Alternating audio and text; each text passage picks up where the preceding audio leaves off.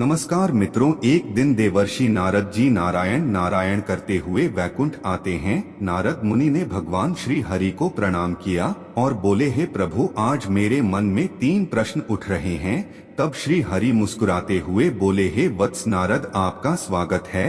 आप अपने सारे प्रश्न निसंकोच होकर पूछे, मैं अवश्य ही इन प्रश्नों के उत्तर आपको दूंगा। तब नारद जी कहते हैं, हे प्रभु, आप ही जगत के पालनहार और सृष्टि के रचयिता हो। आप ही ने सारे मानव जाति के कल्याण हेतु अनेक प्राणियों की उत्पत्ति की है, किंतु आज मैं सर्वश्रेष्ठ प्राणी गाय के बारे में जानना चाहता हूँ। मेरा पहला प्रश्न है कि आखिर क्यों गाय ने भी स्त्रियों को श्राप दिया था। मेरा दूसरा प्रश्न है, एक मनुष्य को वह कौन सी चीजें हैं जिसे गाय को खिलाने से पुण्य या पाप मिलता है। और मेरा तीसरा प्रश्न है, गाय एक पवित्र प्राणी होने के बावजूद क्यों उसे झूठा अन्न खाना पड़ता है। मित्रों, भगवान श्री हरि मुस्कुराते हुए बोले, हे नारद जी, आपने समस्त मानव कल्याण हेतु अत्यंत महत्वपूर्ण प्रश्न किए हैं। गाय को माता के समान पूजनीय माना जाता है और गाय में 33 कोटि देवी देवताओं का वास होता है। यह सबसे पवित्र प्राणी है,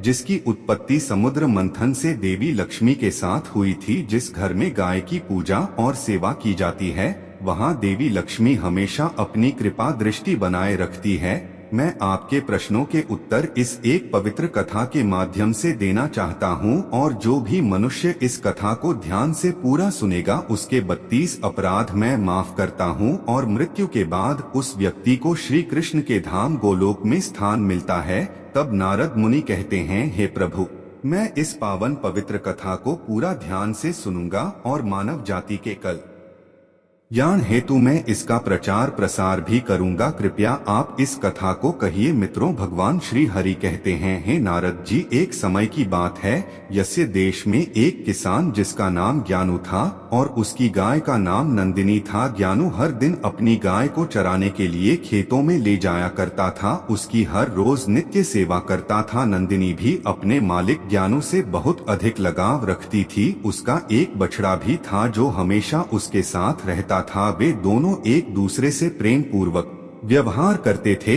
इसी तरह कई सालों तक ज्ञानु अपनी गाय नंदिनी की सेवा करता रहा और नंदिनी भी उसे बहुत सारा दूध देकर ज्ञानु और उसके परिवार का पोषण करती थी। ज्ञानु गाय के दूध को बेचकर अपने परिवार का पालन करता था। फिर कुछ दिनों के बाद ज्ञानु का विवाह गांव के एक किसान की बेटी शालिनी से हुआ। शालिनी दिखने में तो सुंदर थी, लेकिन वह एक लालची और क्रूर स्वभाव की स्त्री थी। जिस दिन वह विवाह करके ज्ञानु के घर आई, तभी से वह ज्ञानु को अपनी मांगे पूरी करवाने के लिए हठ किया करती थी। हमेशा उसे भला बुरा और अपशब्द बोलती थी।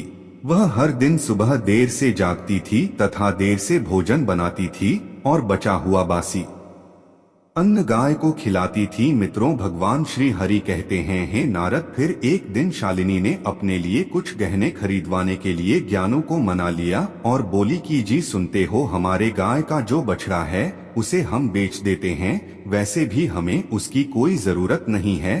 तब ज्ञानु ने मना किया तो वह ज्ञानु के साथ जोर से झगड़ने लगी। बेचारा ज्ञानु उसकी जिद के आगे हताश होकर उसने ना चाहते हुए भी गाय के बछड़े को बेच दिया। इस कारण से नंदिनी गाय और ज्ञानु दोनों बहुत दुखी होकर एक दूसरे को ताकते ही रह गए। मित्रों, फिर कुछ दिन बीतने के बाद ज्ञानु की गाय ने दूध देना बंद कर दी तो शालिनी ने उसे घर से बाहर निकाल दिया और घर न आने के लिए बहुत से अपशब्दों का प्रयोग किया। मित्रों, भगवान श्री हरि कहते हैं, हे नारद, गाय एक बेजुबान प्राणी अवश्य है, किंतु वह मनुष्यों के हाव भावों को अच्छी तरह से समझती है और वह वहां से चली गई। नंदिनी अपना जीवन गांव के पास वाले जंगल में व्यतीत करने लगी। तब कुछ दिन बीतने के बाद गाय गर्भवती हो गई और वह अपना जीवन उसी जंगल में रहकर जीने लगी। कुछ महीने बीतने के बाद ज्ञानु की गाय नंदिनी ने यह सोचा कि जब मुझे बच्चा हो जाएगा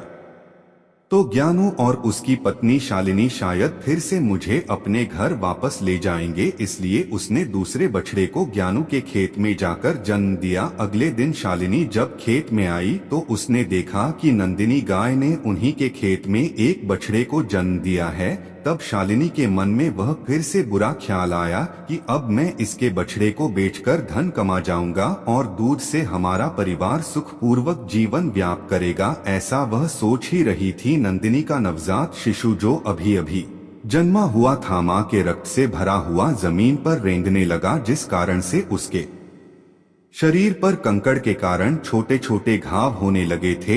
अपने नवजात शिशु की ऐसी हालत पर नंदिनी गाय को बहुत असहज महसूस होने लगा और तड़पती हुए अपने बच्चे की ओर देखने लगी, क्योंकि वह कुछ भी नहीं कर सकती थी। लेकिन जब उसने शालिनी को उसकी ओर आते हुए देखा तो उसे करुण पुकार लगाते हुए कहा, हे देवी कृपा करें और मेरे नवजात शिशु को इस पीड़ा से मुक्त करें। इसके नाजुक शरीर को जमीन पर पड़े हुए कंकड़ चुभने के कारण उसे यातनाएं हो रही है। जब शालिनी ने गाय के बछड़े की ओर देखा तो वह अत्यंत दुर्गंध युक्त रक्त में पड़ा रेंगता हुआ अपनी मां की तरफ बढ़ रहा था। तब शालिनी को उस गाय के शिशु की ऐसी हालत देखकर उसे उस पर दया आने के बजाय घिन आने लगी और उसने गाय के बच्चे को ना उठाते हुए कहा, भला मैं तुम्हारे ऐसे गंदे बछड़े को क्यों छू लूं। मित्रों, भगवान श्री हरि कहते हैं, हे नारद, वह गाय शालिनी से बहुत याचना करने लगी, रोते हुए गिड़गिड़ाते हुए हृदय के अंतर मन से उससे विनती करने लगी, किंतु शालिनी ने क्रूर स्वभाव के कारण उसने गाय के बछड़े को छुआ तक नहीं और वह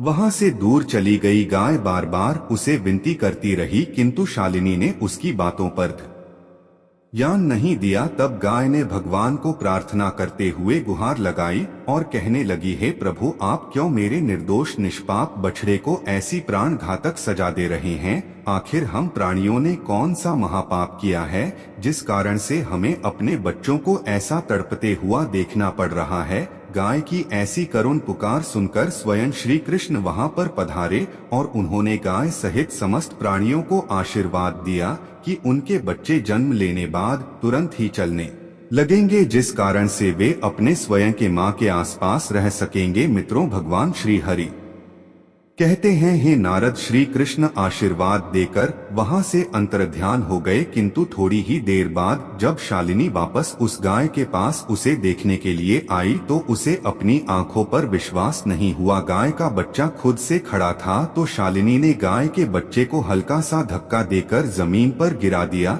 जब गाय ने शालिनी की यह घिनौनी हरकत को देखा तो उसे बड़ा ही क्रोध आया और उसने समस्त संसार, देवी देवताओं, अग्नि, वायु, आकाश, जल और वृक्षों को साक्षी मानते हुए शालिनी को श्राप दिया और कहा, हे दुष्ट स्त्री, आज तुमने अपनी क्रूरता की सभी हदें पार कर दी है। मैं आज समस्त संसार को साक्षी मानते हुए तुम्हें और समस्त मानव जाति को यह श्राप देती हूँ कि जब भी तुम्हारा बच्चा पैदा होगा तो उसे चलने के लिए सहारे की जरूरत पड़ेगी और तुम्हारे बच्चों को चलने के लिए 1 वर्ष तक का समय लगेगा। मित्रों, भगवान श्री हरि कहते हैं, हे नारद, आपके पहले प्रश्न का उत्तर इसी नंदिनी गाय के श्राप के कारण आज मनुष्य के बच्चों को चलने के लिए सहारे की जरूरत पड़ती है और ठीक से चलने के लिए मनुष्य शिशु को 1 वर्ष तक का समय लगता है।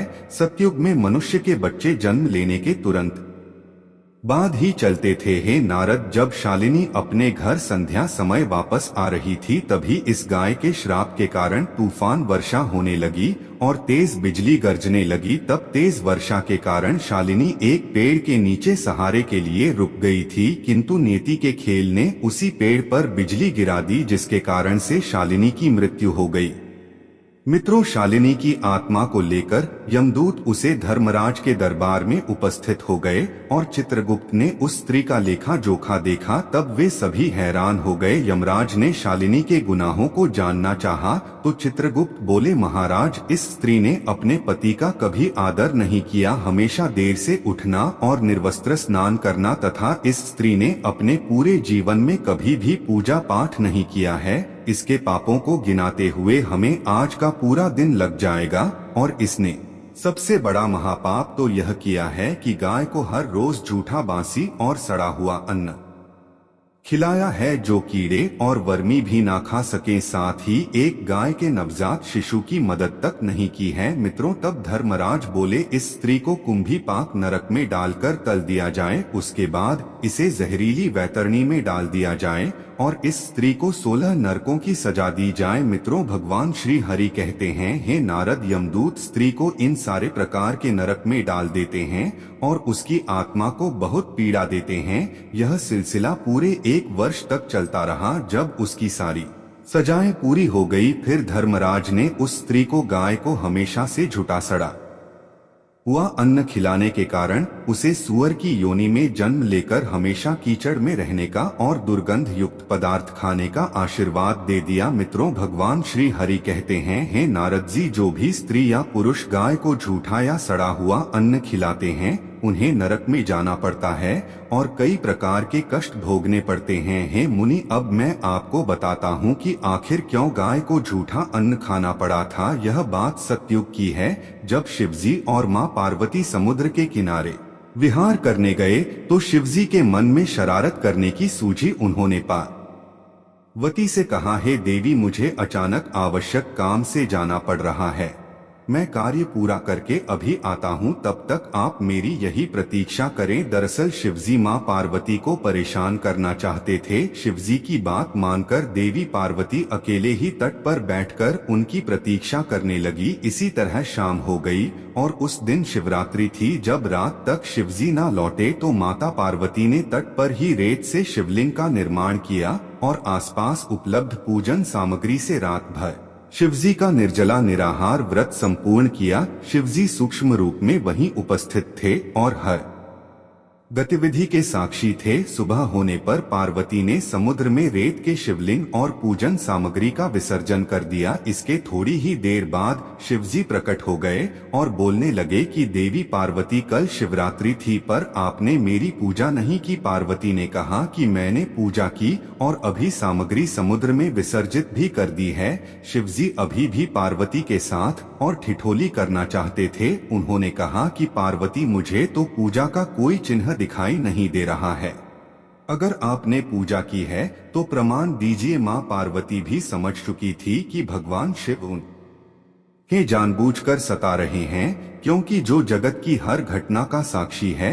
उसे प्रमाण की क्या आवश्यकता है। देवी पार्वती भी इस हंसी मजाक का भरपूर आनंद ले रही थी। शिव जी की बात सुनकर माता पार्वती ने आसपास देखा तो उन्हें एक गाय खड़ी दिखाई दी। उन्होंने शिवजी से कहा कि यह गाय मेरी साक्षी है, जब मैं पूजा कर रही थी तो यह गाय यहाँ उपस्थित थी। शिवजी ने गाय से पूछा कि क्या पार्वती ने पूजा की है। उस गाय ने नामे सिर हिला दिया। शिवजी ने कहा, पार्वतिया असत्य कह रही हैं, गाय ने आपकी गवाही नहीं दी। शिव जी के सामने स्वयं का अकारण झूठा साबित होना पार्वती सहन नहीं कर पाई और क्रोध में आकर उन्होंने उसी वक्त गाय को श्राप दे दिया। माँ पार्वती ने श्राप देते हुए कहा कि तू दिव्य जन्मा है, तू जगत कल्याण के लिए प्रकट हुई है, इसीलिए जनहित के लिए तेरे गुण यथावत रहेंगे, किंतु जिस मुंह से तूने झूठी गवाही दी है उसे दंड भुगतना होगा। झूठ बोलने के कारण अब से जूठन ही तेरा आहार होगी। इस तरह झूठ बोलने से गौ माता क्रोध की भागी बनी और आज तक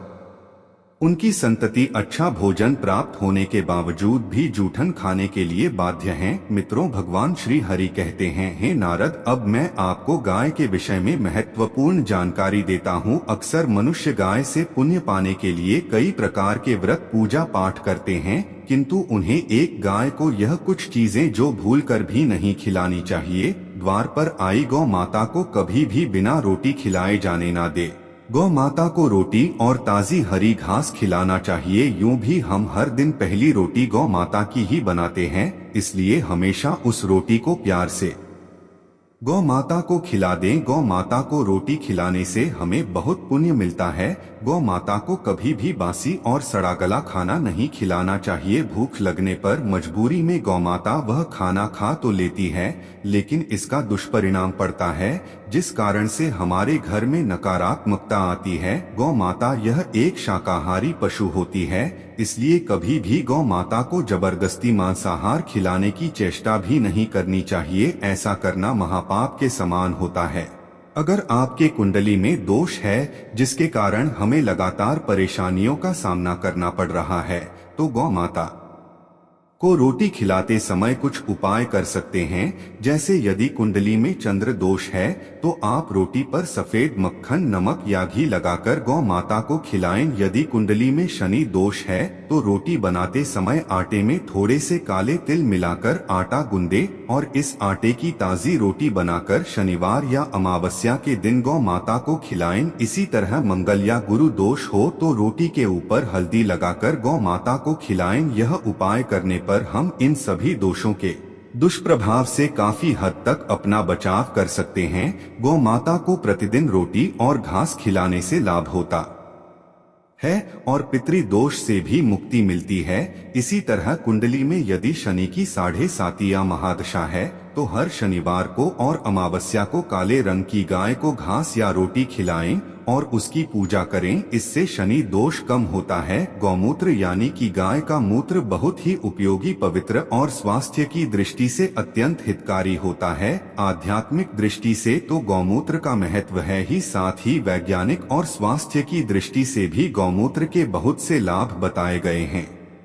गौमूत्र में बहुत से खनिज पदार्थ और स्वास्थ्यवर्धक तत्व होते हैं जो हमारे शरीर की शुद्धि करते हैं और बहुत से रोगों से भी बचाते हैं। साथ ही गौमूत्र छिड़कने से वातावरण में शुद्धता और पवित्रता व्याप्त हो जाती है। इसीलिए हमारे शास्त्रों में शरीर को निरोगी रखने के लिए प्रतिदिन गौमूत्र का सेवन करने तथा घर में गौमूत्र छिड़कने के लिए कहा गया है। गाय के दूध, दही, घी, गोबर और गौमूत्र से बनने वाले मिश्रण को पंचगव्य कहते हैं। पंचगव्य को पाप नाशक कहा जाता है और हमारे हिंदुओं की एक धार्मिक विधि प्रायश्चित करने में उपयोग किया जाता है।